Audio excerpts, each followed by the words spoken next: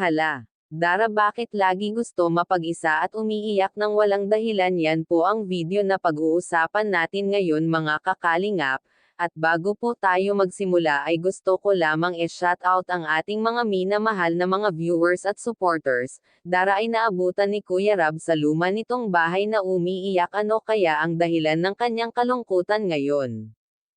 Kuya Rab nagtaka bakit walang katao-tao sa bagong bahay ni Dara noong pumunta sila ng mga K-boys, kaya naglibot-libot ang mga ito at naghintay baka may binili lang ang mag-aama, ngunit nakita ni Kuya Rab na umiiyak itong si Dara sa luma nitong bahay, kaya agad niya itong pinuntahan at tinanong, bakit ka umiiyak?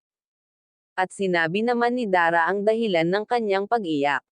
Ang dahilan pala ng kanyang pag-iyak ay nalulungkot siya dahil umalis na ang kanyang ate para umuwi sa lugar ng kanyang asawa. At ang ama naman niya ay nagpaalam sa kanya na aalis muna ng ilang araw.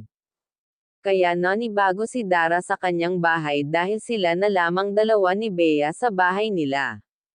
Namiss agad nito ang pagsama-sama nila na buong pamilya.